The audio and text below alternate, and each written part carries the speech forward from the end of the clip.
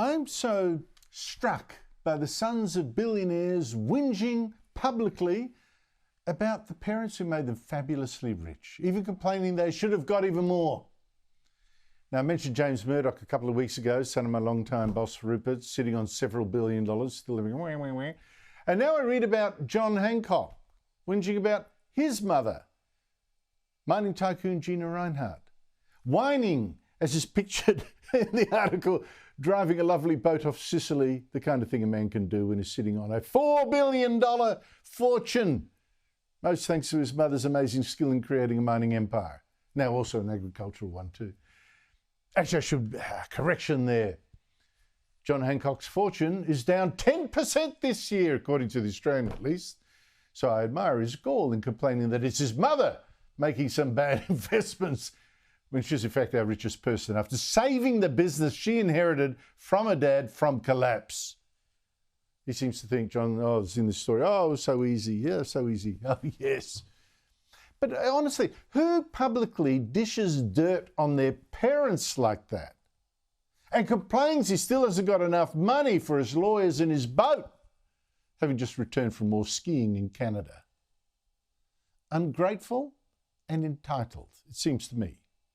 As someone who didn't inherit a single dollar from his own parents and still thinks he's doing all right compared to a lot of people, unfortunately, I see in the working class towns not far from where I live. Joining me is Gemma Tonini, communications consultant, Sky News regular, and Anika DiGiorgio, host of her own show here on Sky on Fridays at 5 p.m. I mean, Gemma, wow. For me, though, it's the public bagging of parents, particularly when the issue seems to be dominated by money that the parent earned. It seems so cheap and disloyal to me, or am I just old-fashioned? Well, I was raised a different way, and like you, Andrew, you know, my family on both my parents' side didn't come from significant wealth, but built a wonderful life here in Australia.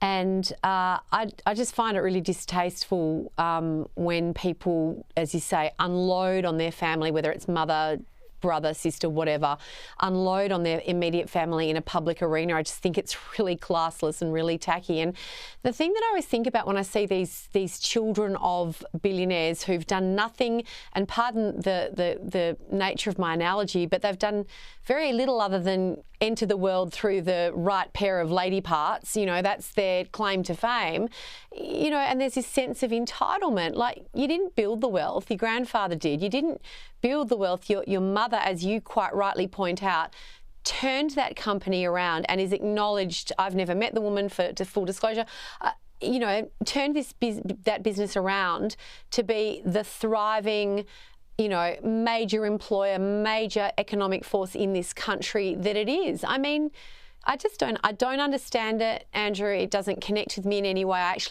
feel a bit sorry for him, to be honest. I don't get it either. But I have met Gina. I mean, she's a friend of mine. And I have to say, I mean, Danica, when you meet Gina, you may have, I don't know, you will see that this is an absolute force of nature, and you can understand why she got rich. Attention to detail, implacable will. I mean, that is not something you can say, I could have done that too, very easily at all.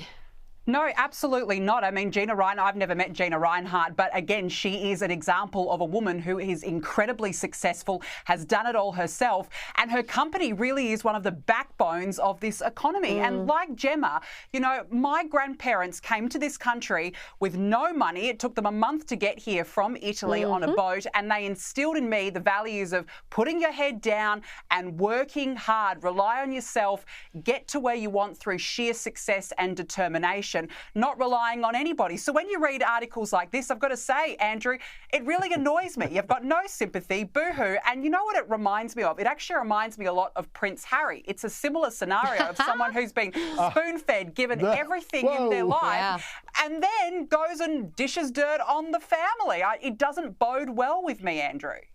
Team Italy, Danica. Oh, that's Team Italy. Team Italy. Cool Team analogy. Italy.